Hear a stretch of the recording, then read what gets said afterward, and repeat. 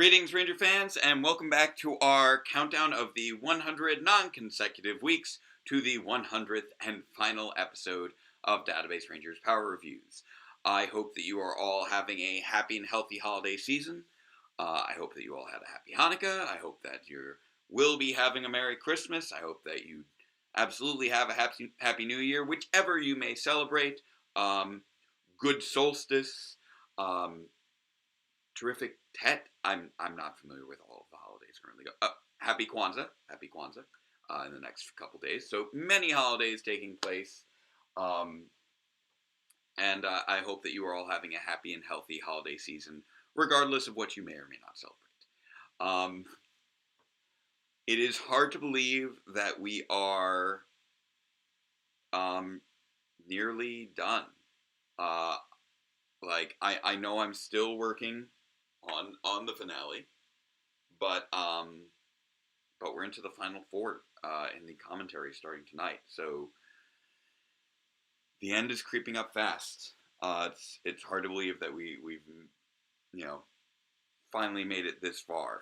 I know that we stalled out a few times. I had to slow it down a few times, but little by little, we are getting there.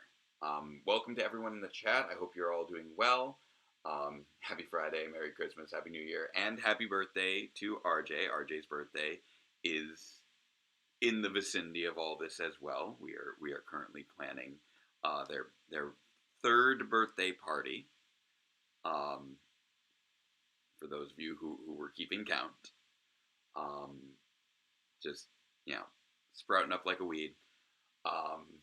I just did a speed run on bedtime and prepping for the stream tonight because MJ is very pregnant at this point. We are nearing the end of that run as well.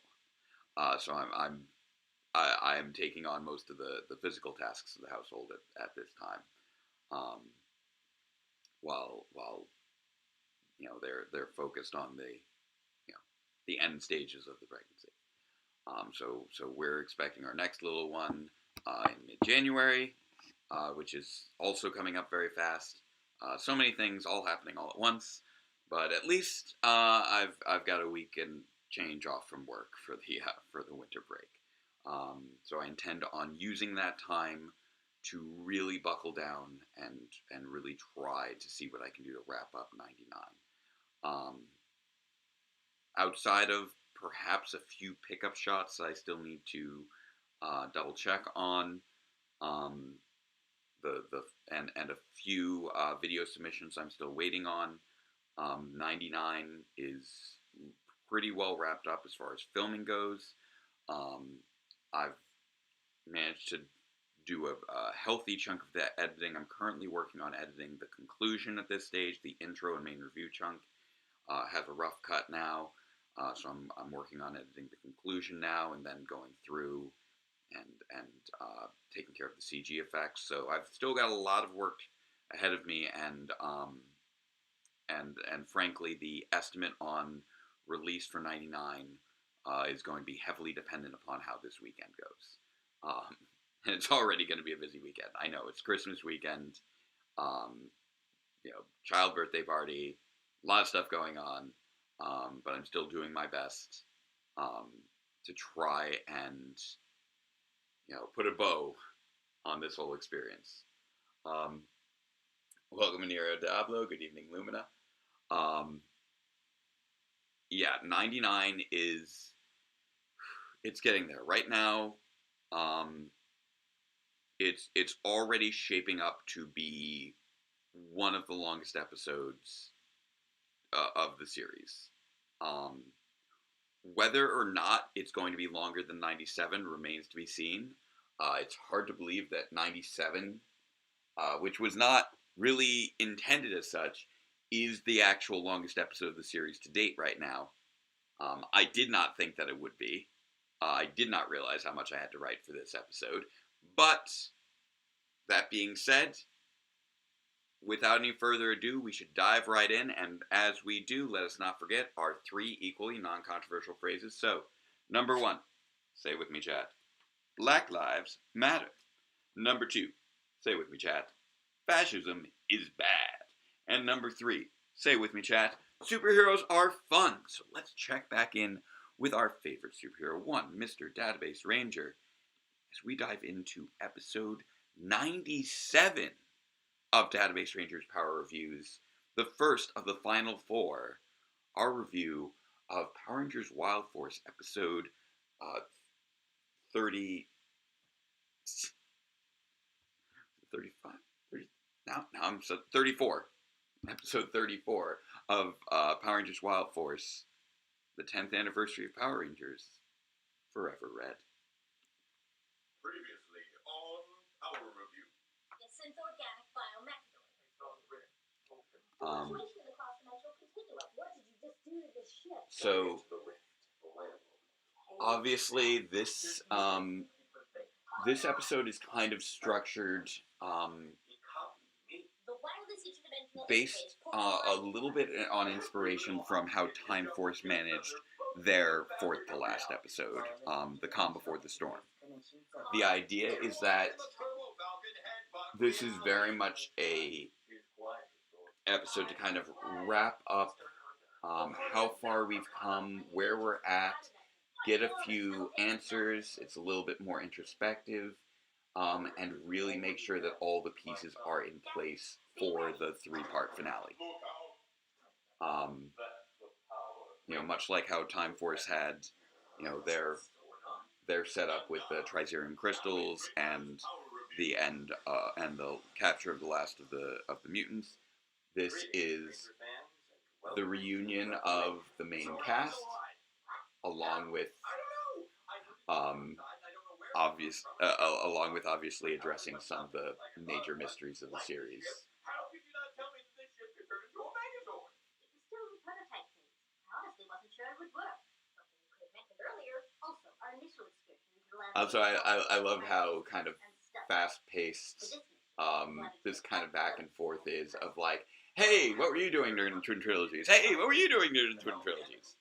You guys, and could we just pause the exhibition for a moment and get a real quick group hug? Would that be okay? Also, every group hug that I ever need to do in this show is always so complex whenever it features both of MJ's characters. Also, I don't think that Dave was actually available for the group hug, so I think that shoulder was actually Chris Kowalski's shoulder. He plays Dr. C.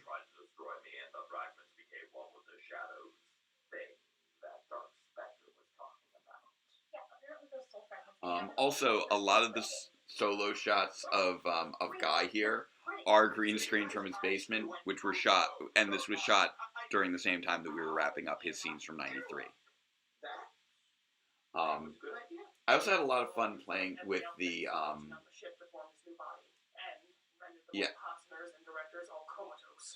if we keep an eye on Guy here, sometimes you'll notice that his hair changes a little bit, and during those times he's green screen instead of having the actual set behind him. Also, whenever you're seeing just Guy's shoulder, that is almost certainly my shoulder. Two of the worst monsters in Power Rangers history. We're apparently immortal, it seems. And we still have no idea what they're planning. And this is, I feel like, a good little wrap up of where we're at going into the finale. Also, all those those shots were also done at the same time as like the wrap-up shots at the end of '95 when those three were all standing together to talk to K Alpha.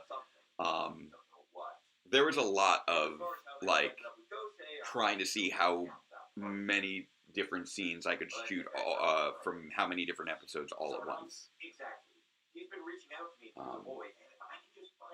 And it is so wild to me that my premise here for this episode, that I'm gonna go commune with Zordon in like the space between spaces. I cannot believe, like, spoilers for those of you who haven't seen it, I cannot believe that Cosmic Fury ended up doing this for its finale. That is so wild to me.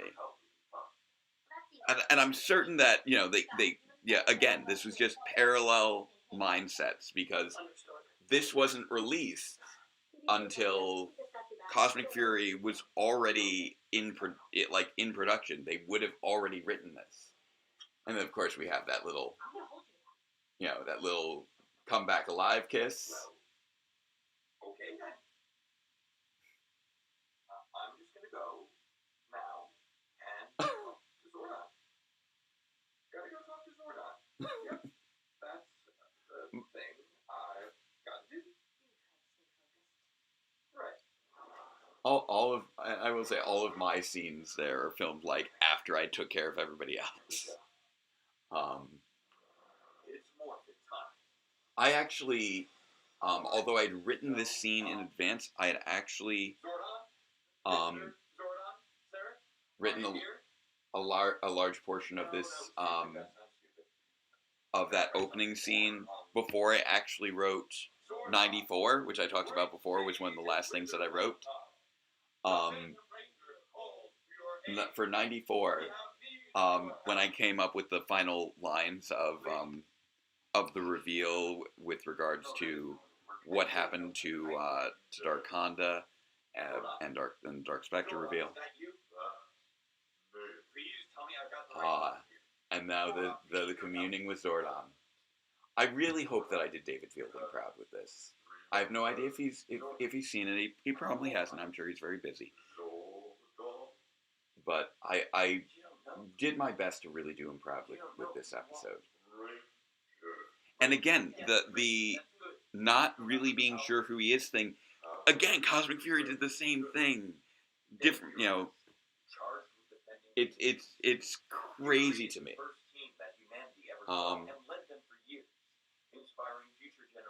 Now note that this is a little different, and is not actually in contrast with what happened in Cosmic Fury. As we discovered through this episode, this is not the entirety of Zordon's spirit.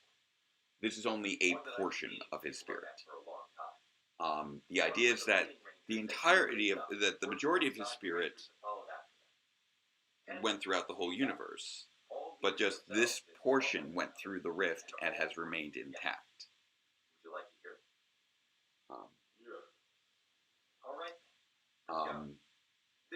But I actually, of all the voice acting work that I've done with this series, I've done a lot of work with my voice throughout this series. This episode has probably got some of my, most challenging voice acting work. Like, I had that one little moment where Database was quoting Landlord, and I had to adopt a fake version of my Landlord voice, which was a little tricky. That was also the line that I actually had to change.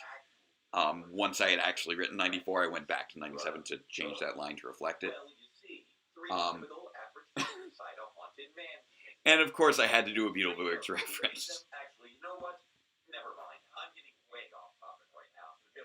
I do love the Beetleborgs joke. A lot of this really kind of feels almost like it's back to basics in terms of Database getting very distracted as we're going through. But yeah, the thing with this one when it came to voice acting was that I really struggled trying to find the right tone for Zordon. Because, as I'm sure you're aware, I'm the one voicing Zordon here. And obviously also, the Phantom Ranger. So this is, the majority of this episode is me in conversation with myself. Not too dissimilar from the last few episodes I've been in. The idea was that it was supposed to make things a little easier if I'm just playing opposite myself, but there ended up being quite a few challenges to that. But I had to struggle a little bit to find what the right tone is for for this version of Zordon that is confused, disoriented, and, you know, kind of playing into the snarky jokes of the review, when Zordon is not a character who is ever really presented as confused or disoriented or making jokes, with very rare exception. So I really had to find the right cadence to still keep him in character while still putting the character into a framing that is at odds with how he generally is presented, which, you know, is very common with what I do with the characters when I do my take on them. Like,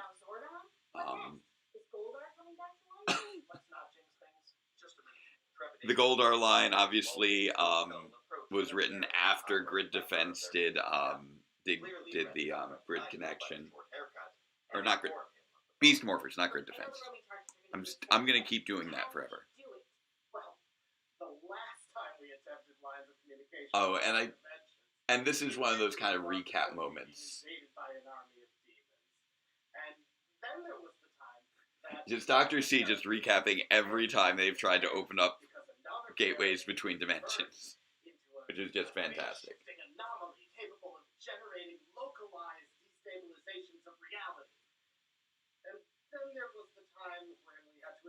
It's just going backwards through all of the major events of year 2 and year 1.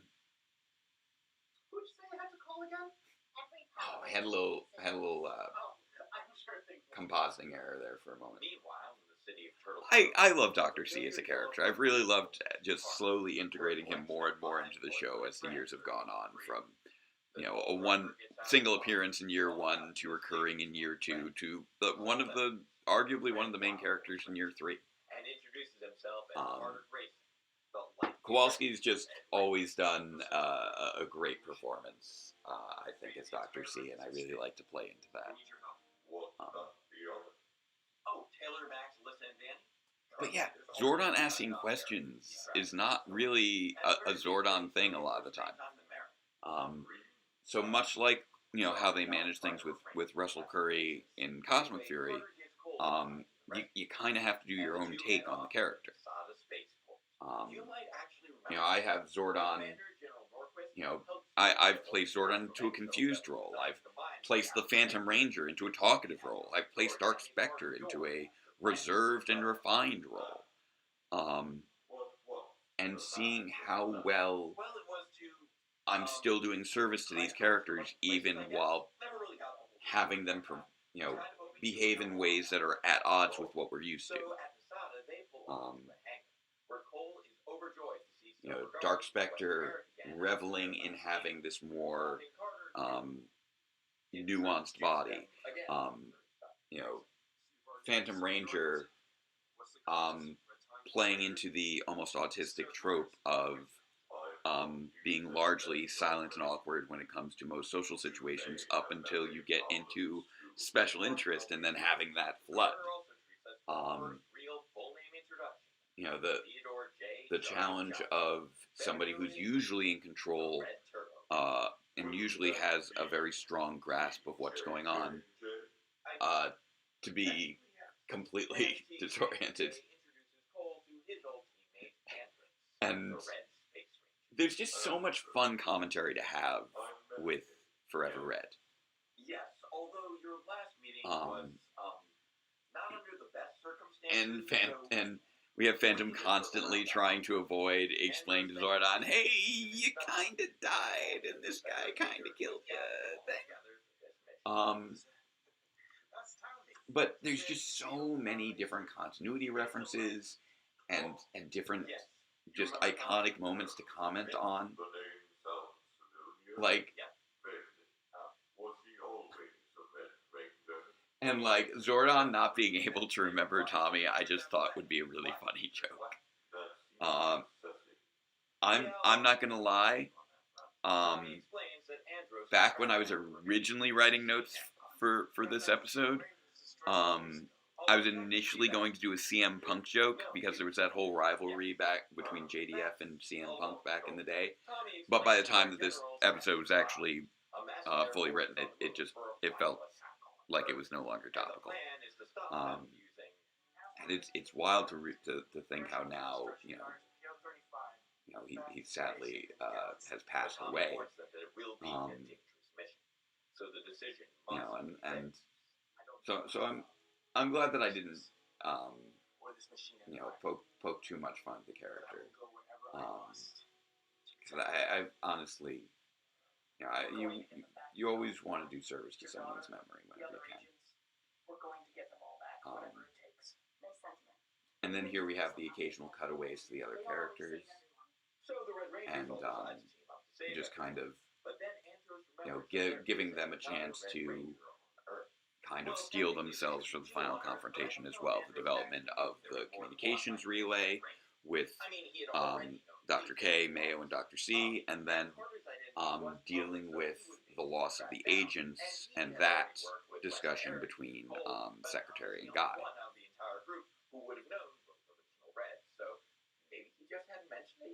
Or maybe the implication here is that Rocky isn't on Earth for some reason. Do they not have rocks on Earth? No, that's not what I meant. Let's move on. Whole year's the and mostly it's just that Zordon can't remember really much of anybody. Clearly he did not remember Rocky either. The original Red Mighty Morphin Power Ranger, Jason Lee Scott. Oh wow, yes, you remember Jason? That was amazing. Do you remember Tommy now too? Which one was he again? Huh, that's a lot to unpack. But you know what? We'll take who we can get and keep on rolling.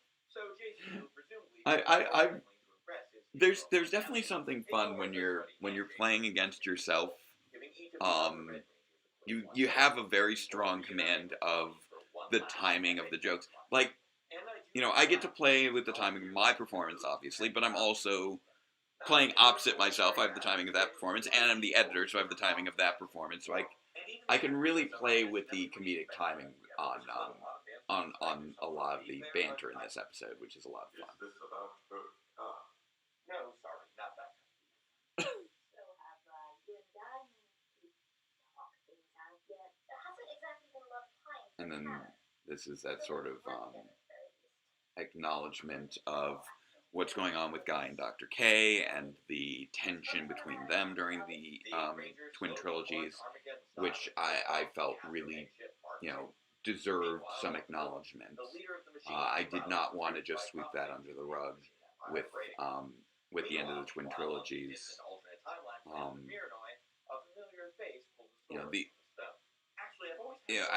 I try to avoid the quick and easy resolution of character conflicts here. Obviously, tension between Team Database and Alphabet Soup has carried throughout.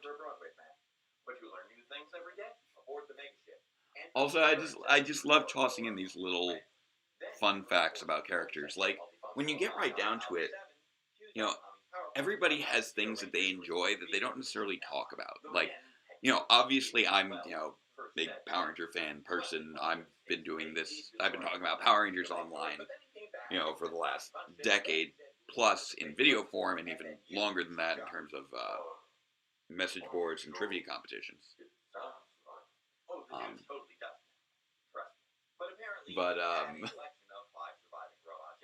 A little nod to Countdown to Destruction there. But the idea that, Zordon would be a fan of musicals, because why not? Oh, and then this speech. This speech took me so long to get through. Now I'm gonna break some of the magic here. I could not memorize this. Not with the helmet on, not with the time frame I was working with. So the blue that you see reflected in my helmet there, that's not Zordon. That's my teleprompter.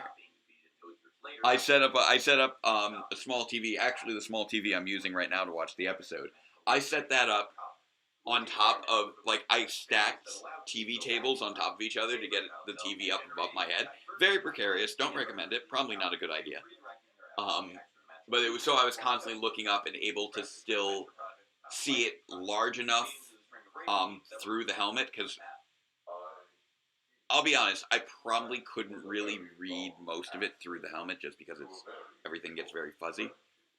But that thing is like a straight minute-long recap of like the entire history of Dr. K from RPM through Power Reviews and the whole thing about the timelines. There's so many things I felt like I really wanted to make sure that I successfully recapped here.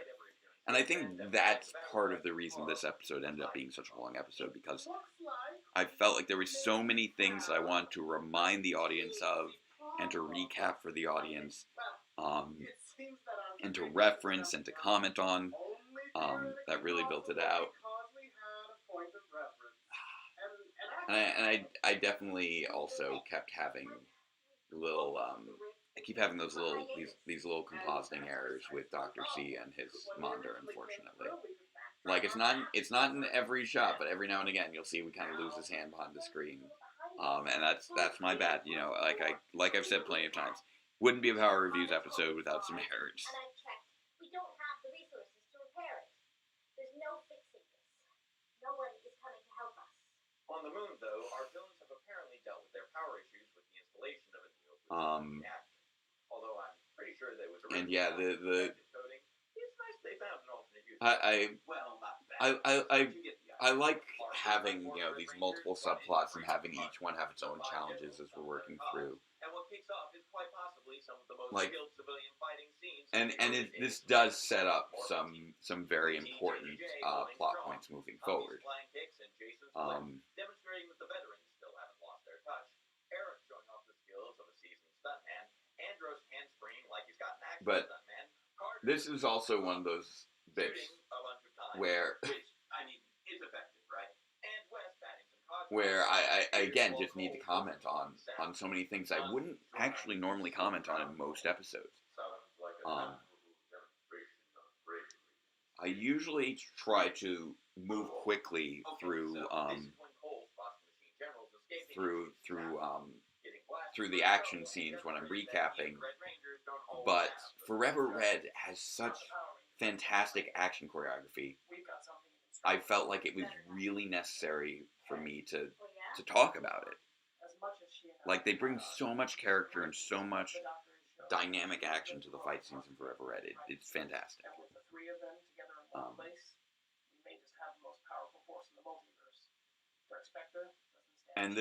And so many of these scenes, you know, they may not be necessarily pushing the plot forward, but they're just such vital character beats. Like, Guy acknowledging that he has that respect for Dr. K, and Mayo is just fantastic. It really shows that shift in terms of how he's feeling about them. He still may have personal issues with Dr. K, but he respects Dr. K, and that I felt was really important to address. Oh, how would Zordon have seen musicals while stuck in the tube? Well, keep in mind, while he's stuck in the tube, he was broadcasting himself from his time warp. So, there we go.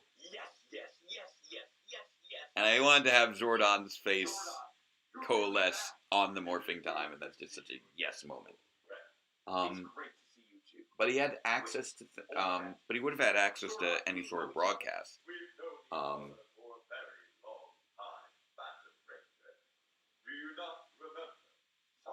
So, now I will admit that most musicals generally aren't broadcast. It's a really, really long story. But Camelot was a film, if I recall correctly, so they can get cable.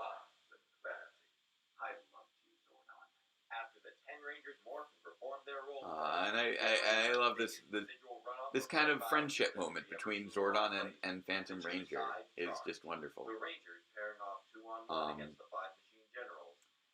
Now, one of the other reasons I really wanted to try and really work hard on my Zordon voice, and I hope I pulled it off well, was that, you know, David Fielding You know, he obviously Bob Manahan voiced the role of Zordon for many years before passing away, but David Fielding, you know, just keeps getting kind of passed over to be brought back into voice Zordon, even though they've used his face.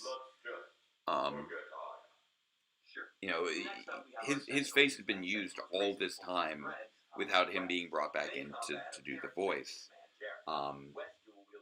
including on things like with clip show episodes and things like that. So I really didn't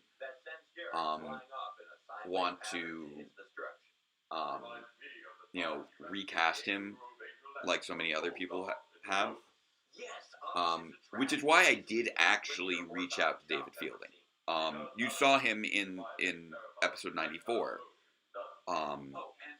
where he made a quick cameo appearance at the Power Morphicon episode.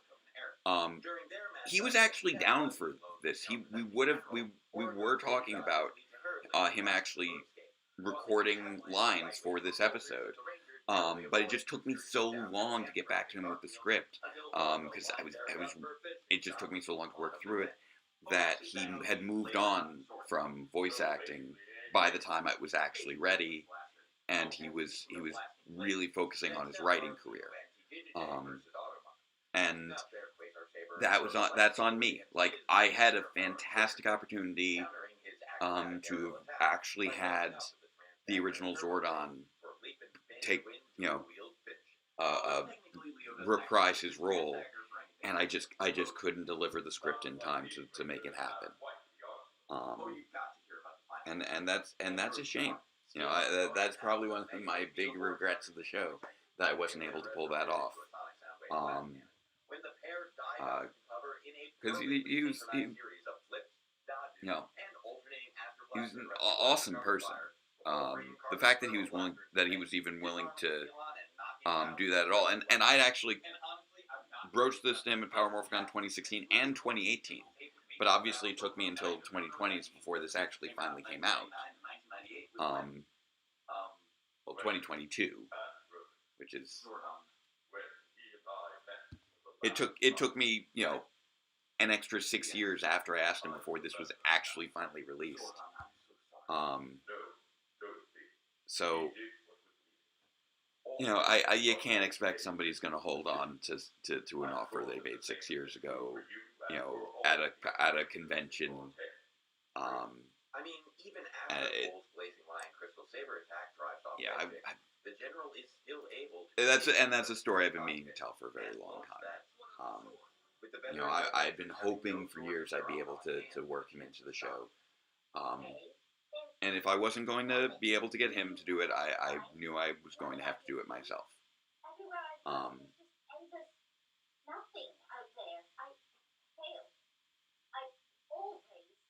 And then we have this whole speech with Dr. K, which is, again, another important character beat.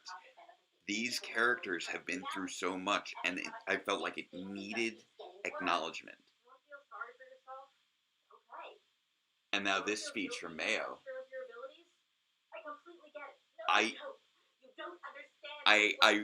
I'll admit, I ripped it off from Beast Morphers, and I felt like that was something that would make sense for the character to have encountered it. And then this moment for Dr. C. Poor Dr. C. And this...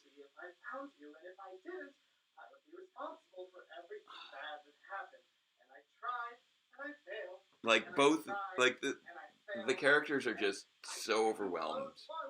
And they're breaking down. Then I convinced them that they weren't suitable because they couldn't possibly be like you. You saved them. You saved my friends. No, I ruined everything. And then this little acknowledgement of Gem and Gemma in the main Power Rangers universe. What were their names? Who? Twins? Oh, they were... always reminded me of geology. Gem and... Gemma? Then you did something right, Doctor. You did something very, very right. Right. Like, both these characters needed this so badly. This is a hug. This is what a hug feels like. Oh my god, that line. I wrote that line. That line destroys me. You're alone in this. And no matter how you feel, the world needs you. As nice as that sentiment is, still don't have any idea how Like, you can start to tackle this problem. we've seen the running bit of Dr. C always asking people for hugs, always wanting a hug, and you find out in this episode when you finally see him get a hug that he had never had one before. And that's just so... I'm such a terrible person for what I do to these characters. You know, I take my comedic characters and I just make their backstory so tragic. And I feel like it makes sense to a certain degree because a lot of the people who are most, you know, exuberant and in these ways are just hiding, are just using it as coping mechanisms for such deep-seated traumas.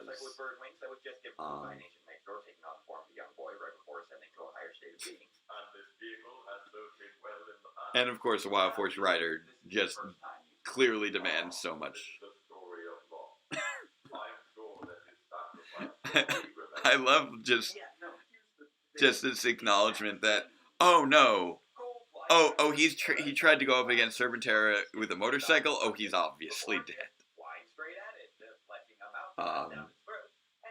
Like, Forever Red is such a fun episode to review because not only does it have so many iconic moments, but it also just has you know, these iconic leaps in logic.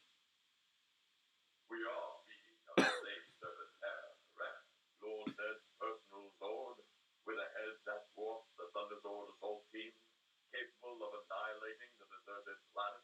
Yes, although really quite a bit smaller than usual. Oh, well, that explains everything. Much like And we had to have also the explanation for why Serpentera was so weak. And I decided to have it be, oh, no. Serpentera was always a regular size Zord. It was just a regular size Zord that had been grown giant. A little nod to the camera there. It's like, hey, we just explained away the nonsense with Serpentera.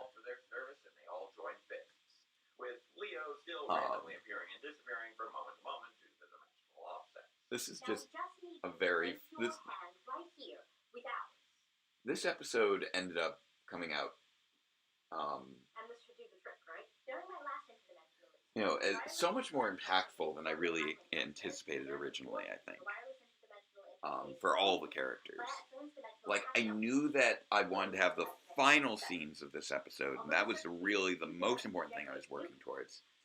And then I was just like, okay, well, what am I doing with the rest of the episode? Am I just going to focus on it just being the review? Because that feels out of sync with where I'm at in the series.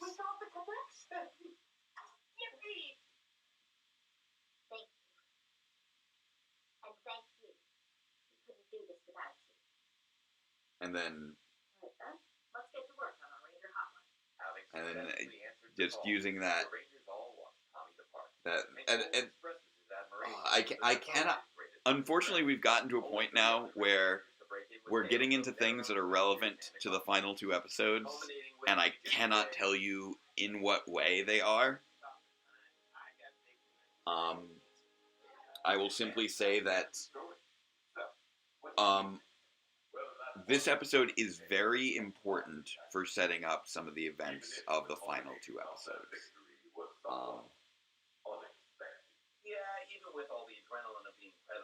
Oh, the legendary battle was far more nonsense than Forever Red ever could hope to be. Especially since you got 10 Red Rangers up against the most intimidating Zord of all time, and then only one of them actually gets to engage in the final show. But, you know, I really wanted... I had originally envisioned this episode very early on with this communing with Zordon idea. And it wasn't until I was sitting down and writing it that I kind of worked in all of the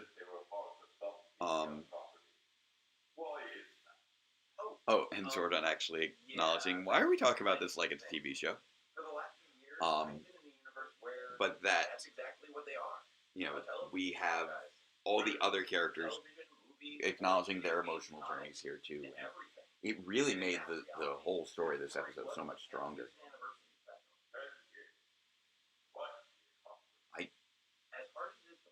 And then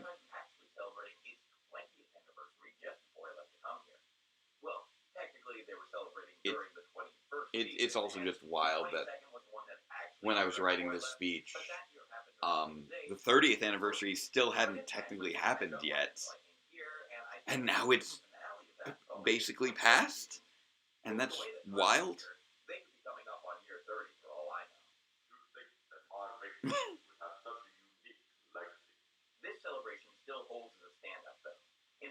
And it was also necessary for me to explain, like, you know, the whole TV show element in order to be able to actually give a proper analysis of Power Reviews. Oh, not Power Reviews, of Forever Red. There's so many different things that I felt were needed in order to make this review work.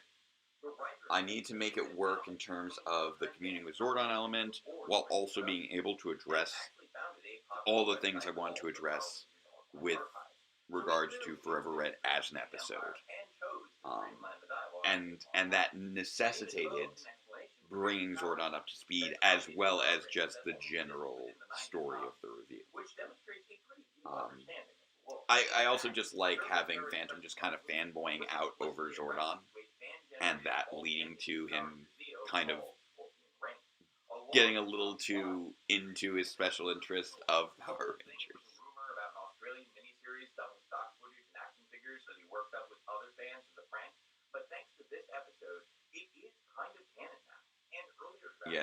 Yeah, I had to acknowledge Scorpion Rain. I had to acknowledge all these different random things behind the scenes.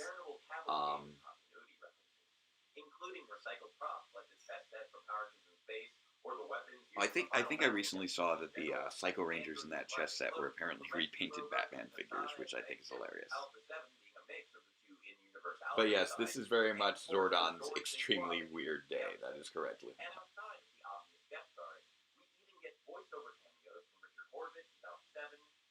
Like, this and Once and Always, like, really both delivered as far as, you know, bringing back past cast members.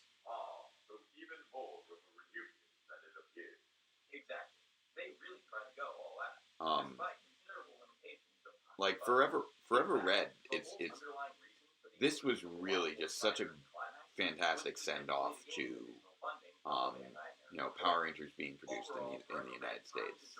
They really drew upon all of the connections they built up over that first decade. It's crazy now that it's been 3 decades.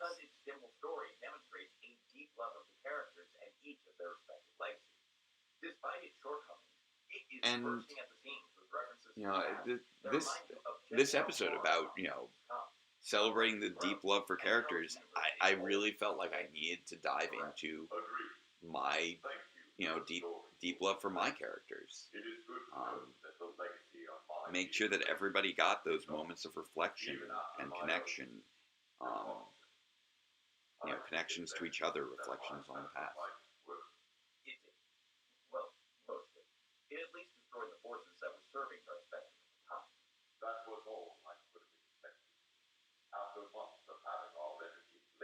Yeah. Now this, I will admit, you know, deviates a little bit from how the Z-Wave was addressed in Cosmic Fury. And I wanted to also make sure that even though I'm having this communing with Zordon, that, you know, I'm not bringing Zordon back. This is a fragment of Zordon. only a fragment. Like a myth. When your energy wave was released, part of you, must have gotten caught in the rift created by Dark Spectre. And that part has been has been reaching out to database since episode 90. Just little bits and pieces whenever he was fully out in the actual hiatus, that was when he could hear the voice of Zordon. It was never when he was on the ship. It was never because the ship had shields. And it was not when he was in Dark Spectre's fortress. It was when he was outside that he could hear the voice. You mentioned before that we were friends. How long have we known each other? Oh yeah, this bit. That you know who created me? Created? Well, I'm a synth organic biomechanoid, aren't I? I must have been constructed by someone. This was a little bit. This ended up being where I deviated from my original thoughts.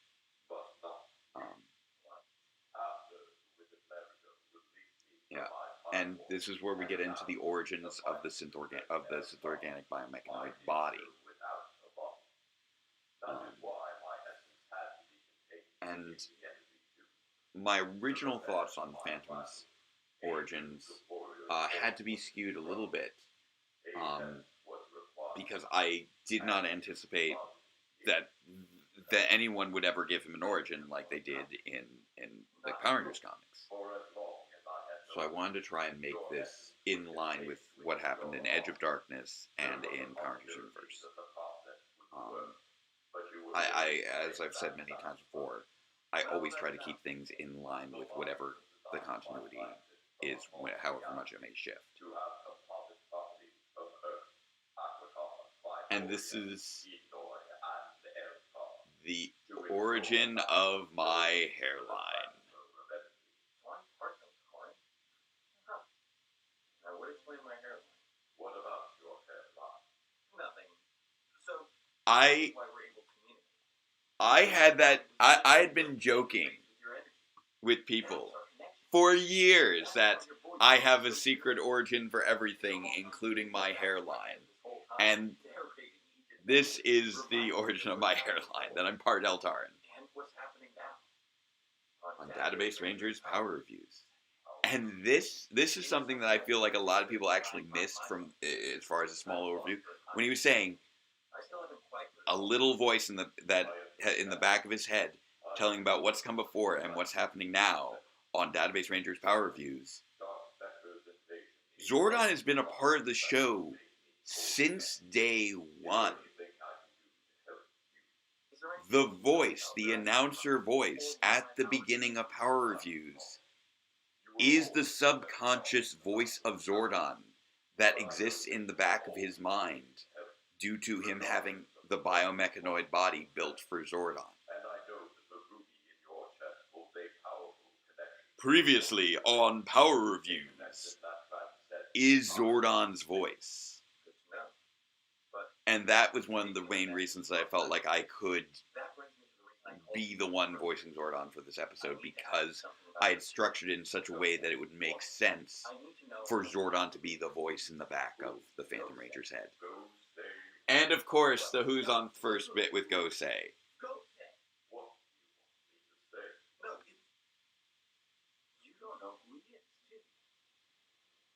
And this was the big additional reveal we had to have here. The reveal that Dark Spectre is actually Gosei was one that I had in mind, and I kept trying to figure out when to reveal it. I was going to have it be revealed earlier when Dark Spectre was like, gloating. But I never felt like it was the right moment. And I felt like it would make so much more sense for him to figure it out for himself while communing with Zordon. Somebody who should know Gosei, but doesn't. And I loved the realization of Gosei. He's not a person. He's a communications device. Gosei. That's the reason for the name. And of course, it wouldn't be like, this episode in so many regards is like a tribute to what Power Reviews has been up until this point. And of course, we had to have some acknowledgement of a ridiculous acronym. Past, present, future, alternate timelines, and powers that never even existed. I also just wanted to try and do my best to get every character up to speed as much as I could in this episode. And that means the legendary battle, Troy's dream, all of those rangers from across dimensions in the same place at the same time. That was all part of the plan. It's so ridiculous to me that, like, I'm having this payoff on the legendary battle almost 10 years later. That's what did it. That's what created the fluctuation. Like, this was all intended to just happen the year after Super Mega Force. That was when I was going to be releasing this originally, when I first thought it up. And now I have it still baked into my continuity.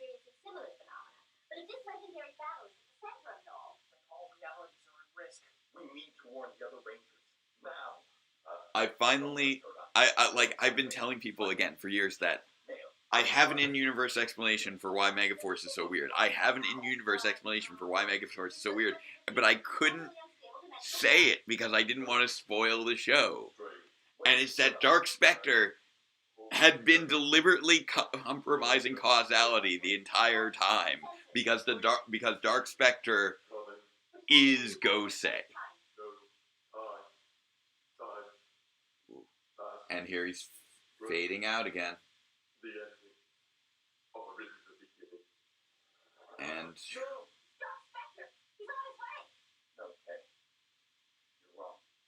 here's the cliffhanger that took me over a year to resolve. And there we go. Whew. That is a beast of an episode.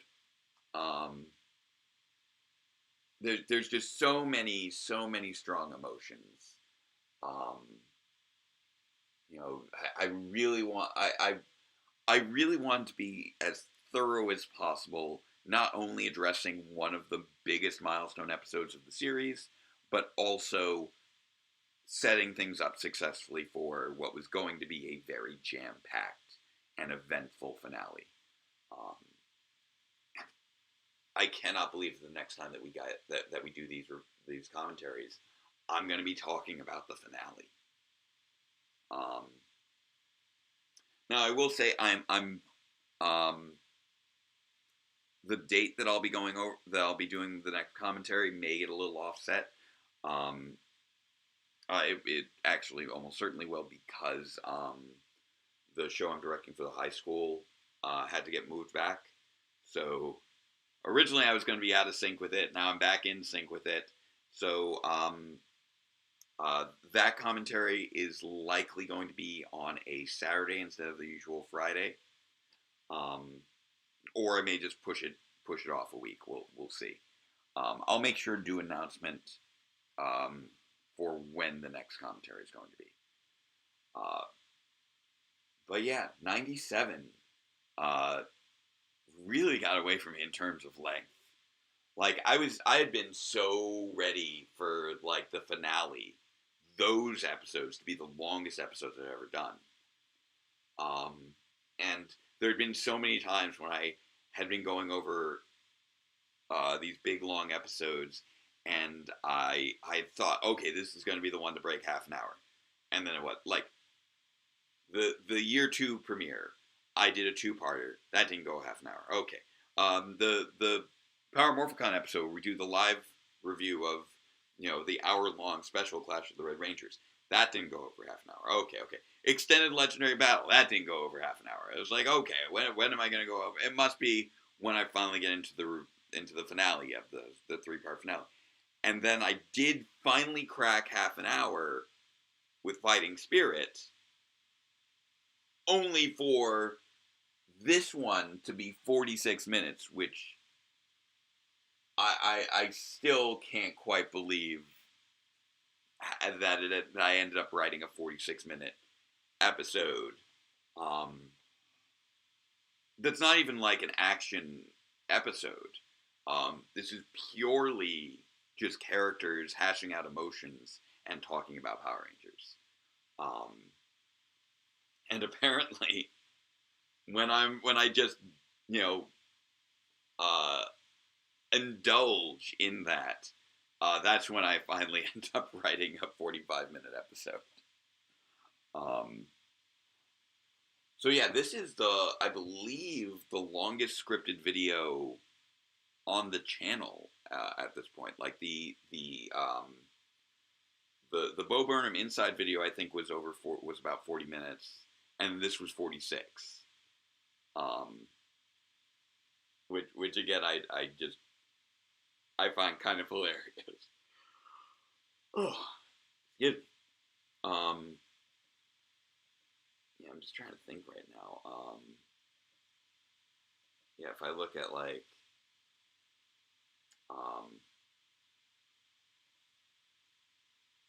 let's see here. Yeah, 97. That one's 46 and a half minutes, and then Inside was 38, was about 38 and a half minutes. I really, really ended up having some long episodes, long videos during the course of that year. Like, because I did Inside for the 9-year anniversary, and then I did 95 at the end of the year, which ended up not being a super long episode because it was just very fast paced, and then 96 was the longest Power Reviews episode, and then 97 in June was the actual. It immediately replaced that as the longest. So I guess it probably shouldn't be surprising that I hit such heavy burnout right around the time of 97 coming out. So I've been alluding to earlier that I had done change to the Phantom Ranger's origin. My original idea was always that I always had the biomechanoid body being built for Zordon post his release and shift into Turbo as the origin of the Phantom Ranger's body. But my original plan was that the Phantom Ranger achieved sentience independently as a body, and that created a moral quandary over whether or not Zordon should actually take that body, since a separate consciousness had successfully emerged there. That was my original thought on the origins of the Phantom Ranger, which would have actually made him, be much younger. Like, I was not expecting him to be someone who was looking after Rita Repulsa as a child. Somebody who was well over 10,000 years old, and apparently is millions of years old, based off his relation to the Morphin Masters, established through Power Rangers universe.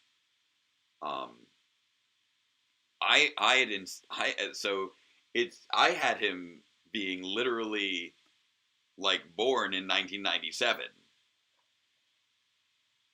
and that was the one big subversion to my continuity plans, I think, from the show. Was no, he wasn't born in 1997. He's been around for millions of years.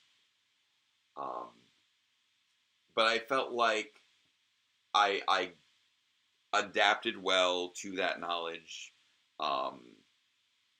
by having that shift of, okay, he's been around for all this time, but he didn't have a physical like humanoid form. He could not demorph for the majority of his existence. And I felt like having this, this additional context of him having gained a a physical form that could morph and demorph right before we meet him in Power Rangers Turbo. I felt added some new layers to the character that dovetails well with what was provided in the comics. Because I always get a little iffy about whenever we have like, oh, this super ancient person has fallen in love with a teenager. That's always super dicey to me whenever I see that pop up in media. Like, all the Twilight stuff where it's like he's hundreds of years old, but he's dating a high schooler. I'm not really down for that. So knowing that we had made Phantom Ranger be millions of years old and then develop this romantic relationship with Cassie, who is definitively a teenager, I felt didn't really work. Which was why I instead was having him be like the new emergent consciousness kind of thing, not really sure of himself. Sort of like almost like Connor Kent in Young Justice, his relationship with Miss Martian, being kind of similar, where somebody's born into a fully realized, borderline adult form, and trying to make sense of that with other people who are similarly coming into their own. And I felt like giving him that new body kind of mitigates some of that, some of the weirdness that goes hand in hand with being an ancient entity. And him kind of having that fresh start, having that new lease on life, being almost a younger person. And I think that also plays into why he was so hesitant to, reveal his identity in Turbo, was that he wasn't used to having one. And that was all very new to him. Just discovering what it's like to have a human form, even if it's not technically human. I felt adds a lot to the character that I think is important context, especially in light of the new continuity changes that we've had through the comics.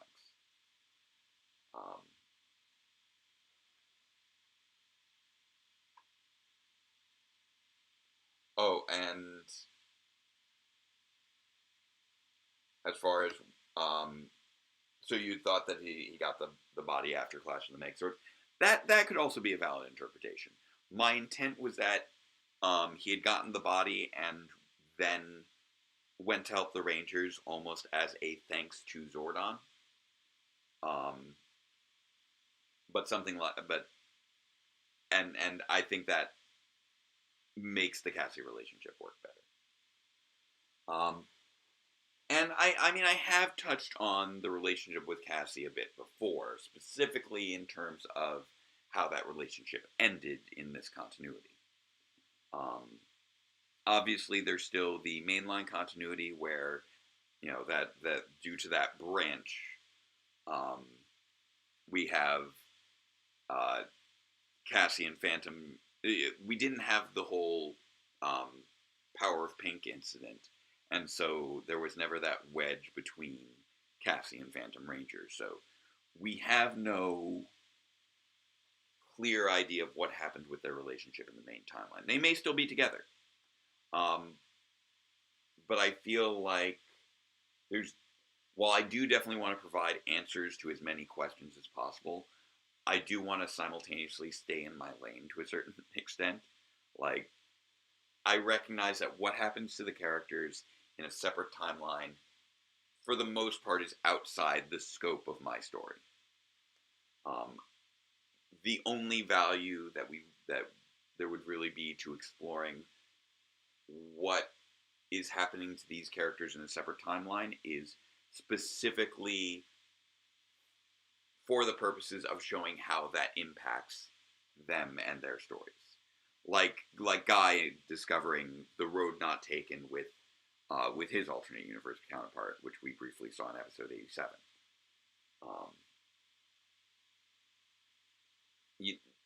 These, but one, with the exception of one thing that and another example of that is what I cover here with the reference to Jem and Gemma. For the longest time, I didn't feel like I needed to really address what happened to Jem and Gemma in the main universe timeline. Because I was so focused on Dr. K. But, people had rightfully pointed out how I was already having sort of Jem and Gemma analog characters in the form of the Morpotsners, even if that was technically unintentional at the start. Getting the closure of knowing how her actions, which had all these, all these unintended consequences for the stability of the multiverse, and caused so much suffering for her alternate self.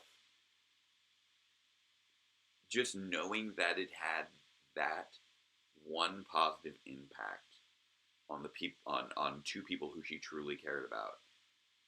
She needed to know that. Like, she knew to a certain degree that, yes, she had managed to help the mainline universe avert the fate of her world, which was great. But knowing that, oh no, in doing so, it opened things up so that an even greater threat is now threatening the multiverse, kind of cancels that out to a certain degree in terms of what you count as a win. Especially knowing that in her efforts to save her younger self from all the suffering she went through, she inadvertently ended up subjecting K-Alpha to an even worse fate, being captured by Dark Spectre. But Jem and Gemma got out. Jem and Gemma did not get captured by Alphabet Soup in the mainline continuity. And Dr. C is responsible for that. And that gives him a win, too. And I'm not entirely sure how I ended up arriving at the conclusion that was an important moment to have. But it just felt like it evolved so naturally from everything that had already been set up. Especially with the references, with the little hints we've seen to Dr. C's tragic backstory, always, pursuing Dr. K, being told that he would never be as good as her, all of that. It made so much sense to me that if I wanted to address that trauma, I needed to address the closest thing he would have found to Dr. K, which would have been Jem and Gemma.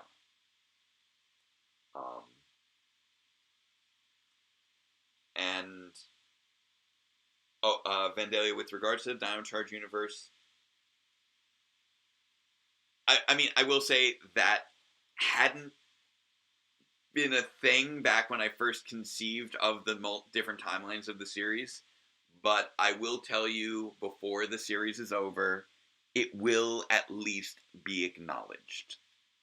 I will be at the very least acknowledging the Dino Charge universe before the end of this series. So it's so hard to talk about what's coming up now, just because we're right at the end of the entire show. So I've now gotten to that point where I can't be like, because like for so many other episodes prior to this commentary, I could always be like, oh yeah, this was foreshadowing that. Oh yeah, this was foreshadowing that. Oh yeah, this was foreshadowing that. And now I've finally gotten to the point where I'm now where the primary foreshadowing is for things that haven't happened yet. Because we still have things that are going to be happening in these final two episodes. There's still going to be more reveals. there's still questions that need answering in these final 2 episodes. And these are also going to be, I think, 2 of the longest episodes. I'm not sure exactly how they'll rank with 97, but based off where I am right now in my editing of 99, 99 is going to be close. And since 100 has to wrap up everything, I'm fully expecting 100 to be close as well. These are going to be big ones.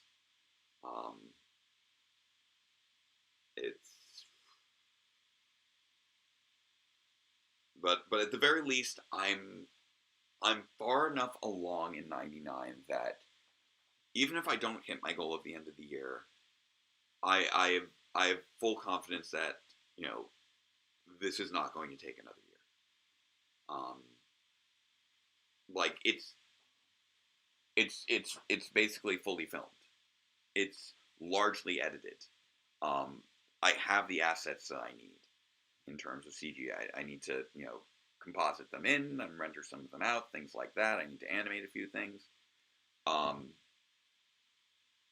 I have what I need. And I'm editing it together at a steady pace. A largely steady pace. Obviously, you know, some days are going to be better than others. But I've been constantly making progress. And it's getting there. It's not there yet, but it is getting there. Oh, do I have an explanation for Phantom's vocal dissonance between the main series and Power Reviews?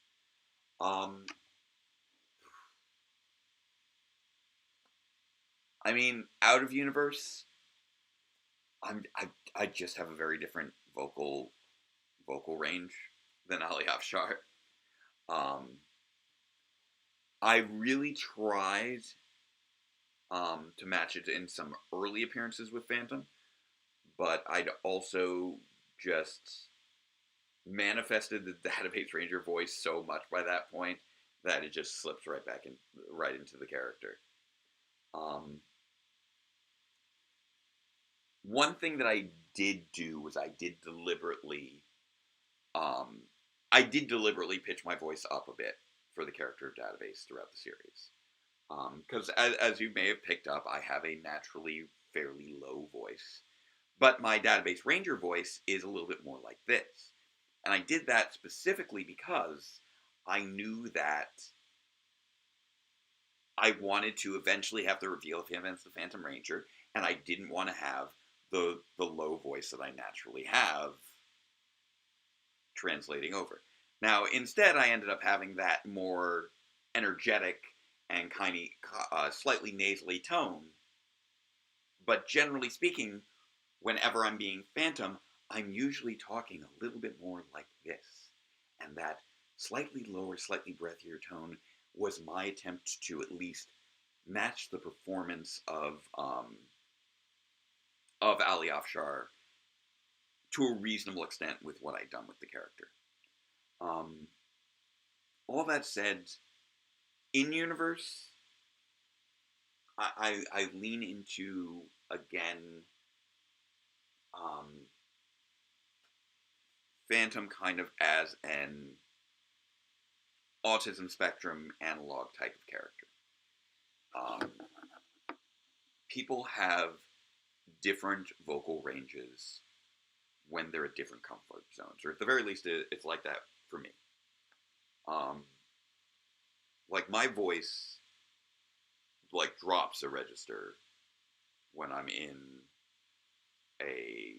an unfamiliar environment. When I'm like, let's say, you know, at an event with a lot of people I don't know, my voice is usually going to be a lot better. Like, hey, how are you? It's yeah, no, it's yeah, no, I'm a teacher. That's what I do. You know, I speak a little bit more reserved. And then you get me talking about Power Rangers, and my voice suddenly goes up to like, oh yeah, and then it's doing this, and it's doing that, and it's doing this, and it's doing that, and then there was this, and I feel like that translates well with Phantom as well. He had that extremely reserved um, version of himself that he was demonstrating in the main series.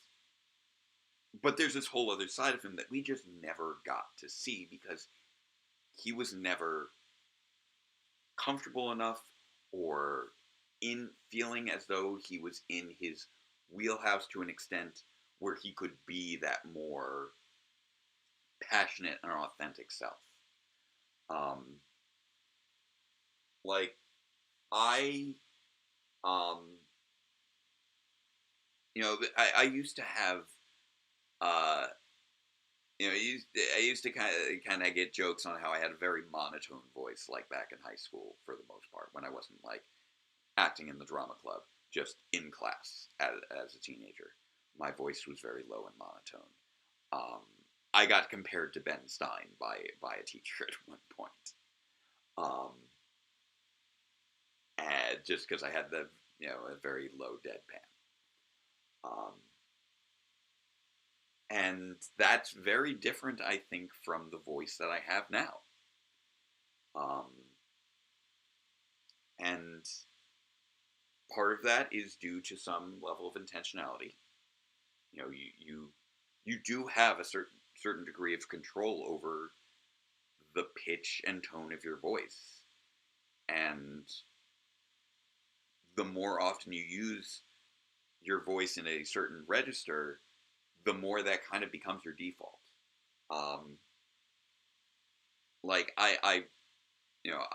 obviously I'm just speaking as someone like who's likely on the autism spectrum.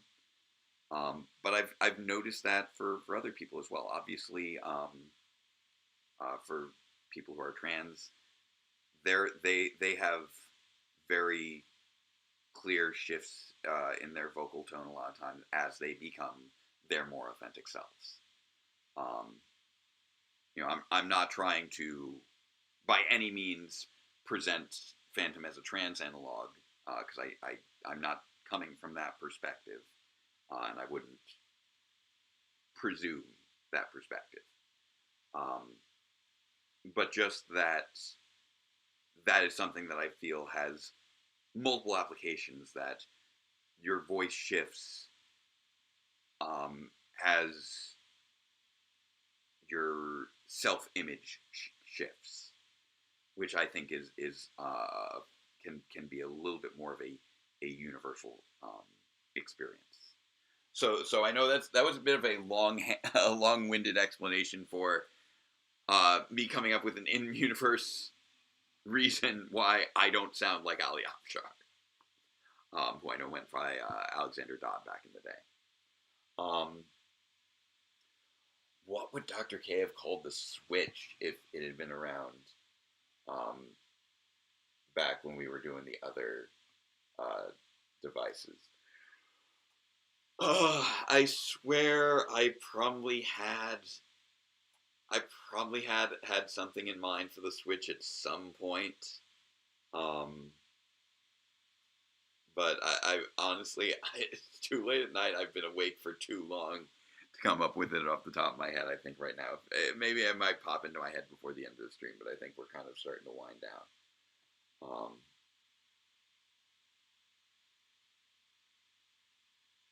Yeah, and that's sort of being in a new body, kind of still finding your voice. That explanation in terms of Phantom Ranger's voice being different. Like, we haven't seen Phantom in the show since Power Rangers in Space. So we don't know how his voice may have evolved over the course of the last 20 years, or 25 years at this point.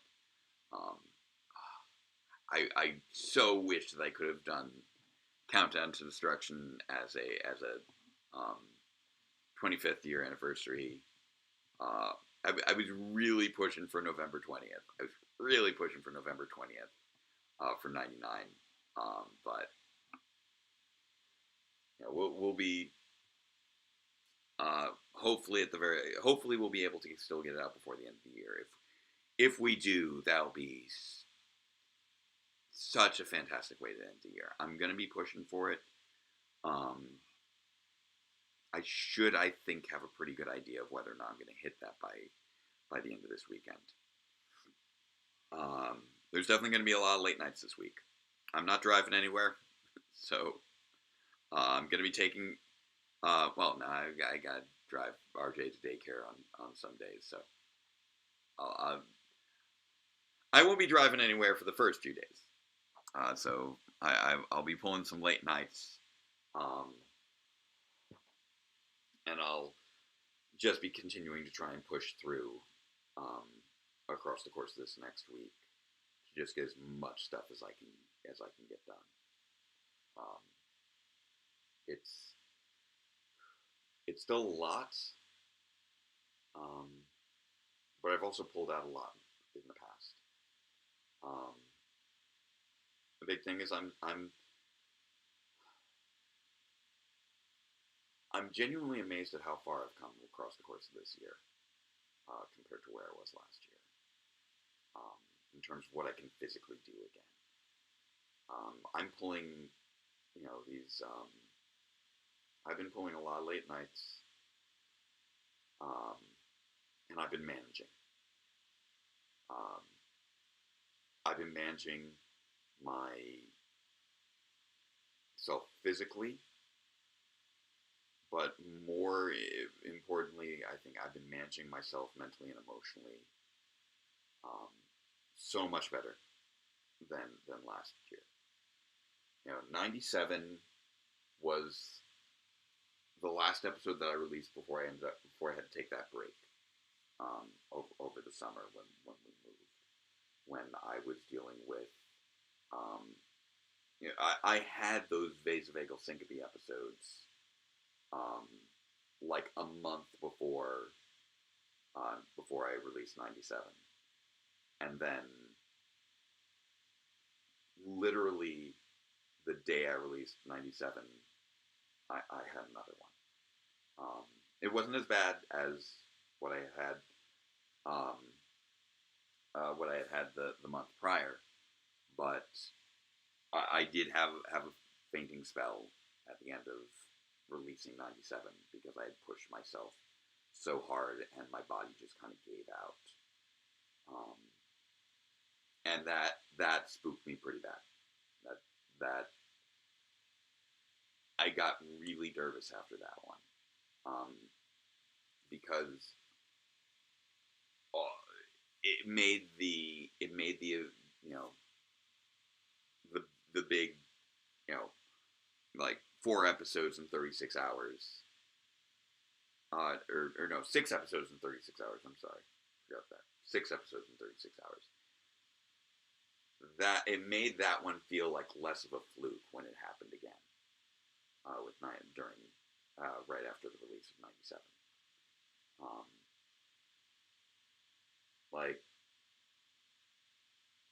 I was just basically stuck on the floor of my kitchen of our kitchen in that old apartment, and just like doing my best to stay calm, because I just pushed myself so hard, and I was beating myself up over it so hard. And across the course of this past year, I've learned to take things so much more in stride. Like, I'm still pushing. It's still obviously a lot of stress and a lot of work. But internally, I've been really learning to forgive myself a lot more and to embrace my victories when I encounter them, however small they may be, and that's helped a lot. I realized that by beating myself up over so much over not hitting the goal of completing things in 10 years, I was making myself less effective. Like, I was actively sabotaging my ability to do work because I was getting way too much in my head over having not done enough. And realizing that was probably the biggest breakthrough I had across the course of that transition from 2022 to 2023. And so much of 2023 has just been me kind of bouncing back.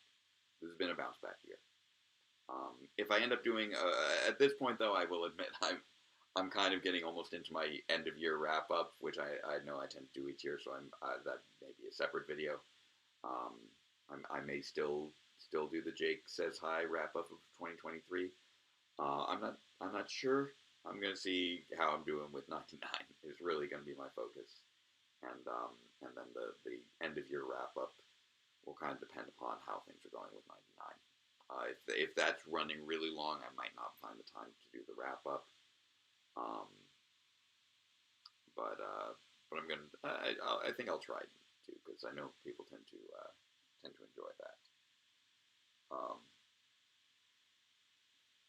Happy holidays to you too, Vendetta. So yeah, this episode hit me in a lot of different ways, and it took me a long time to bounce back. We finally got 98 out this October. Again, took over a year. It's not the first time that's happened. And if any episode was going to take a long time, 98 was going to be a big one. But I feel like I finally, this was the year I finally was able to pick myself back up again after hitting a low point right around the time of 97. The month before 97 was the big series of episodes. The month after 97 was when I finally decided I needed a break, and then the day of 97 was an episode as well. Like that was a rough time frame. But in the end, I'm still very proud of the work that I've done, and I'm going to continue to try and forgive myself for all the things I haven't been able to do, for all the little errors that I still find in all of these reviews. Part of me just wants to go back over everything, correct every error, but I know I need to kind of let go to an extent. And as we're winding down, with all that's left being the 3-part finale, to go over in the commentaries, with 2 of those episodes coming out soon.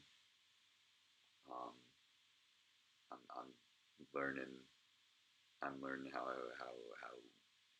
let go, because it's about that time. And speaking of it being about that time, I think it's about that time to wrap things up.